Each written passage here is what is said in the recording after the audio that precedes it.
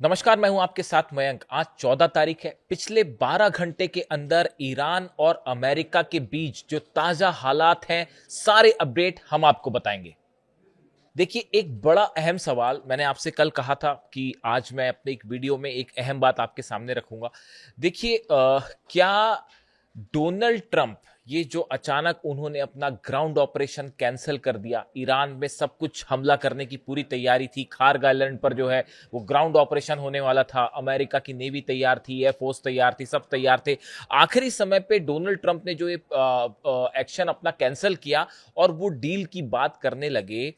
क्या इसके पीछे की एक बड़ी वजह यह है कि ईरान ने हॉर्मूज में जो बारूदी सुरंगें बिछा रखी हैं, खास तौर पर खार्ग आइलैंड के आसपास हॉर्मूज के एंट्री पॉइंट्स में, क्या डोनाल्ड ट्रंप अब ये चाहते हैं कि किसी तरह से डील की आड़ में सबसे पहले ये माइंस को हटाने का काम किया जाए? देखिए, अगर किसी भी तरह की डील आगे बढ़ती है ईरान के साथ, उसकी पहली शर्त यह होगी हॉर्मूज खोलना। देखिए, जो अभी मेन कंसर्न है डोनाल्ड ट्रंप का और तमाम बिजनेस कंपनीज का जो कि ऑयल बिजनेस करती है, सबकी कोशिश यह है कि किसी तरह से हॉर्मूज खुल जाए। अब हॉर्मूज अगर खोलना है तो उसकी पहली शर्त ही यह होगी कि जो माइंस बिछा रखी हैं ईरान ने, वो माइंस वहां से हटाई जाए। अब देखिए, डील डील की जो बातें चल रही हैं, ड्राफ्ट की बातें चल रही हैं, उनमें आप देखिए जो कॉमन पॉइंट है वो ये है कि अमेरिका की सेना पीछे हटेगी। माना अमेरिका की सेना पीछे हट गई, उसके बाद क्या होगा? उसके बाद हॉर्मूज खोलेगा। ईरान कह रहा है हम अपनी शर्तों के हिसाब से हमारे नियंत्रण में रहेगा, लेकिन हम हॉर्मूज खोलेंगे। अब हॉर्मूज खोलने का मतलब यह है कि ईरान को वहां जो माइंस बिछी हैं, अगर पुराने फॉर्मेट में, पुराने जैसे पहले हॉर्मूज खुला था, अगर उसी तरह से हॉर्मूज खोलना है तो वहां से माइंस को हटाना पड़ेगा। ईरान को माइंस हटानी पड़ेगी। और एक बार माइंस वहां से हट जाती हैं, देखिए ये आसान काम नहीं है, ये थोड़ा लंबा चलेगा, क्योंकि हॉर्मूज में जो माइंस हैं वो किस किस लोकेशन पे हैं ये सिर्फ ईरान जानता है। ये सिर्फ ईरान की नेवी जानती है, ईरान की सेना जानती है।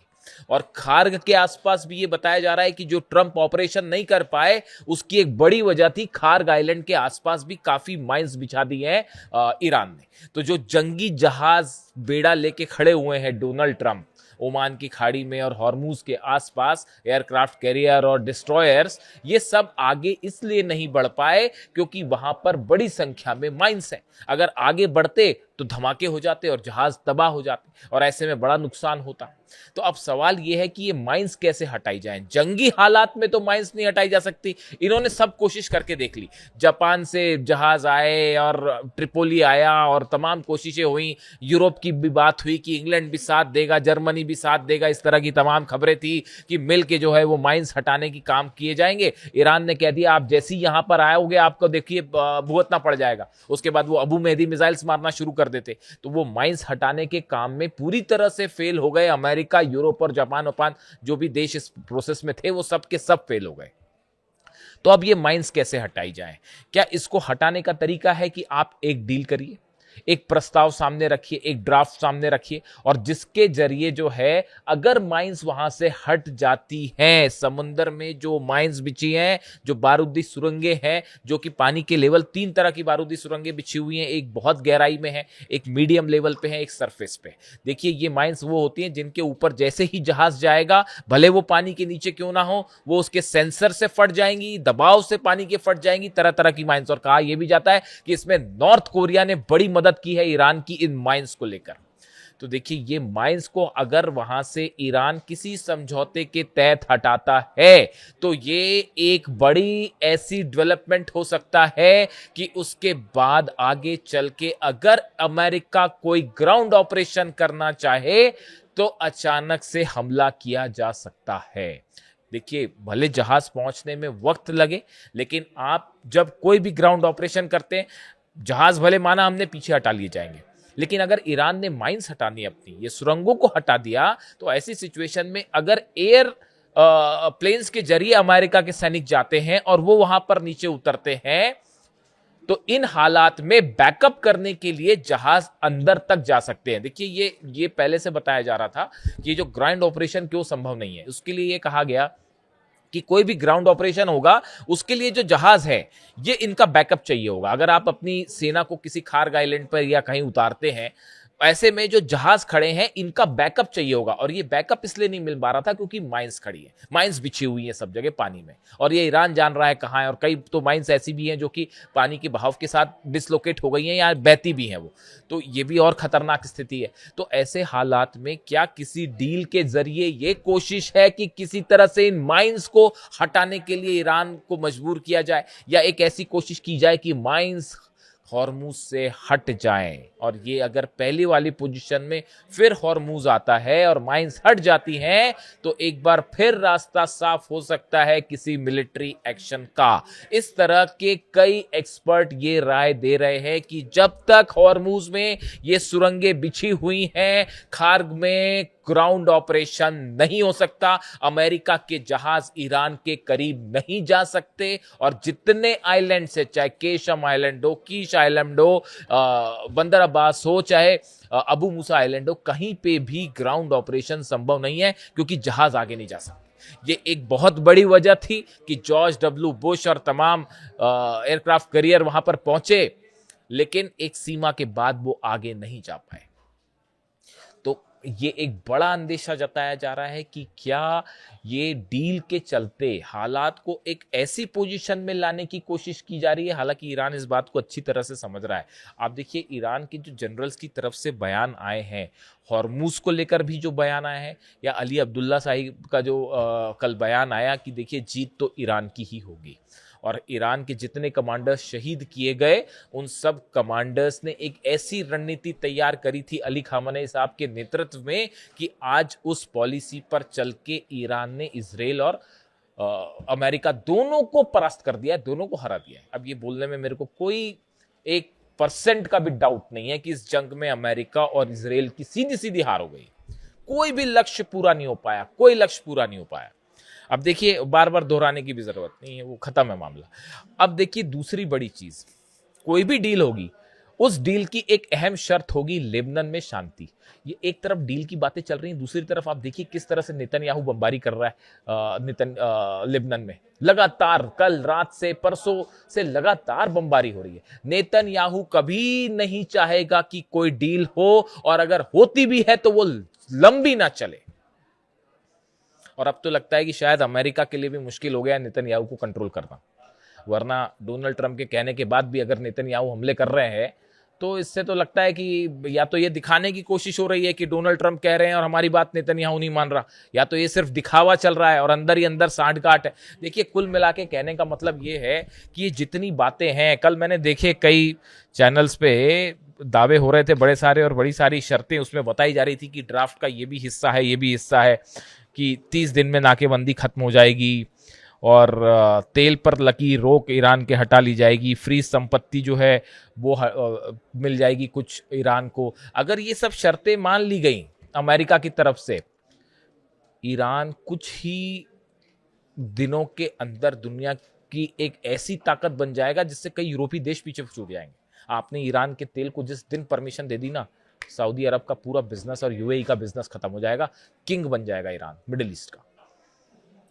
बिल्कुल, इस बात पे कोई शक नहीं है। तो ये जो डील की बातें, चर्चाएं, बड़ी सारी चीजें हैं इसमें कि जो है ईरान अपनी मिसाइल्स पर बात करने के लिए तैयार नहीं है। नेतन्याहू कोई डील ऐसी होने नहीं देगा जिसमें ईरान की मिसाइलों को जब तक रोका ना जाए। मिसाइल मार मार के तो जो है वो हालत खराब कर दी थी। देखिए आप तेल अवीव में क्या हुआ, अशदोद में क्या हुआ, हाइफा में क्या हुआ, और मिसाइलों के दम पर जीत हुई है ईरान की। तो मिसाइलों पर अगर ईरान बात नहीं करेगा और वो तैयार नहीं है बात करने के लिए, तो डील कैसे हो जाएगी। यानी देखिए, एक तरफ ये जो बारूदी सुरंगों वाला खेल बहुत बड़ा है, ये देखिए, ये थोड़ा सा उस लेवल की टॉक्स है जो एकदम वॉर एक्सपर्ट्स होते हैं, और खासकर मैरीटाइम, समंदर में जो जंग होती है, इसके जो एक्सपर्ट्स हैं उनका कहना ऐसा है कि ये हॉर्मुज के आसपास जो माइंस बिछी हैं, अगर किसी भी डील के अंतर्गत इसको हटाने का काम एक बार होता है और ये माइंस हट गई, तो उसके बाद फिर कुछ भी हो सकता है।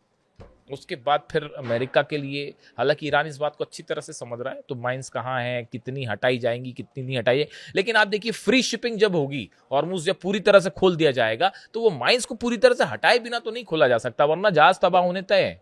वो पुरानी वाली सिचुएशन में तो नहीं आ पाएगा अब हॉर्मुज जो है। शायद इसीलिए अब्बास अरागची साहब का जो बयान आया उसमें उन्होंने कहा कि हॉर्मुज खुलेगा, लेकिन अब वो नए नियमों के साथ खुलेगा, वो पहले वाले सिचुएशन में नहीं खुलेगा। तो हो भी सकता है कि ये भी हो कि ईरान जो है वो हॉर्मुज खोले, अगर समझौता होता है तो। इसमें बहुत से अगर मगर हैं। मेरी राय तो आप हमेशा ही जानते हैं कि मैंने हमेशा कहा है, जब तक ईरान की सेना ना कह दे साहब आप कुछ मानने की जरूरत नहीं है। तो अब वो डील, कई डेडलॉक्स ऐसे हैं जो ये इशारा करते हैं कि भाई ये जो डील है ये बड़ी ही सुपरफिशियल है, मामला कोई पुख्ता मामला नहीं है। 2015 में तो फिर भी एक पुख्ता मामला था जब वो नहीं टिक पाया। तो यहाँ पे देखिए, यहाँ पे जो दो लोगों की बातचीत है उनके बीच में कतई विश्वास नाम की चीज नहीं है। आप समझौता किसके पक्ष, किन के बीच में होता है? सुप्रीम लीडर के असैसिनेशन करने वालों के साथ उन पर तो विश्वास नहीं किया जा सकता ना, तो समझौता कैसे होगा आप बताइए। तो अभी कुल मिला के हालात ये है कि ये जो माइंस वाला एंगल है ये बेहद अहम है। बाकी तो जो शर्तें हैं वो कितनी मानी जाएंगी नहीं मानी जाएंगी, ईरान की संपत्ति रिलीज हो सकती है नहीं हो सकती है, कितना ईरान तैयार होगा, जेडी वेंस कह रहे हैं कि नहीं होगी संपत्ति रिलीज। तो अभी बहुत बड़ी सारी चीजें हैं जो कुछ भी साफ नहीं है साहब, कुछ भी साफ नहीं है। तो इस तरह की जो खबरें आती है ना कि अब ये डील हो गई, अब वो डील हो गई, अब इस पर मोहर रख गई, उस पर मोहर रख गई, ईरान ने सब इसको एक सिरे से अभी फिलहाल खारिज कर दिया। अभी सब चर्चाओं का मुद्दा है, और अगर कोई सहमति बनती है तो ईरान में देखिए प्रोसेस जो होता है वो बड़ा प्रोसेस होता है। ऐसा नहीं है कि कोई 3 लोगों ने तय कर लिया हाँ डील हो गई तो डील हो गई, ऐसा नहीं होता। ये अमेरिका नहीं है कि जहां डोनाल्ड ट्रंप ने जो कह दिया सुबह कही दी तो सुबह, और रात कहे तो तुम अगर दिन को रात कहो तो रात कहेंगे, वैसा वाला सीन नहीं है। देखिए यहाँ पे जो है वो ईरान में अपना एक प्रोसेस होता है, आपको समझना पड़ेगा। ईरान की सिक्योरिटी काउंसिल के अपने बैठक के में फैसले होते हैं, तमाम मौलाना मौलवी हैं सीनियर हैं उनसे कंसल्ट होती है चीज़ें, तमाम वेटरन्स हैं, बहुत सारे ऐसे आर्मी से जुड़े लोग हैं, आरजीसी से जुड़े जो सीनियर रिटायर्ड हैं लेकिन सीनियर पदों पर रहे हैं, उनकी राय ली जाती है, आम जनता की राय ली जाती है। उसके बाद फिर मामला आगे बढ़ता है। ये कोई हवाई मामला नहीं है ये कि बस ये कह दिया और वो कह दिया और ये हो गया वो हो गया। तो इसलिए फिलहाल जो है बड़े सारे एक्सपर्ट्स, मैंने कई डिफेंस एक्सपर्ट्स से इस बारे में बात की पिछले 2-3 दिनों में, इसलिए इस वीडियो को बनाने में थोड़ा सा टाइम भी लिया मैंने कि ये जो मुझे ये बात लगती है कि ये जो माइंस हटाने वाला, देखिए मैं वॉर के एंगल से बात कर रहा हूँ, डील के एंगल से मैं ज़्यादा उस पर चर्चा नहीं करता। जब सामने आएगा तो पता चल जाएगी साहब डील, जब उसमें स्पेकुलेशन क्या करना आप बताइए, हम हिसाब क्यों लगाएं। जब ईरान को समझ में आएगा, पाला ईरान के हाथ में है, बॉल अब ईरान के कोर्ट में है, इस बात को समझ जाइए। वो कंट्रोल था डोनाल्ड ट्रंप का, वो अब वो गवा चुके हैं। नेतन्याहू के पास तो कंट्रोल था ही नहीं कभी। तो अब हालात ये है कि अब जो ईरान डिसाइड करेगा, तो जिस दिन अब्बास अरागची साहब कहेंगे, जिस दिन अहमद वाहिदी साहब कहेंगे, उस दिन हम मान लेंगे कि हाँ इस मुद्दे पर डील हुई है।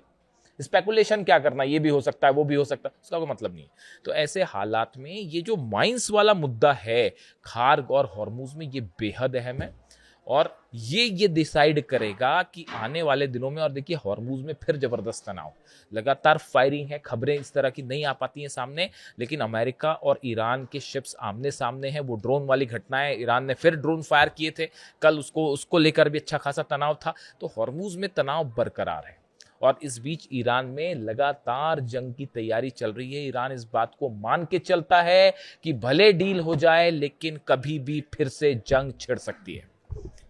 जो भी अपडेट होगा वो इससे जुड़ा हुआ मैं आप तक पहुंचाऊंगा। वीडियो कैसा लगा कमेंट करके जरूर बताएं। Thank you so much.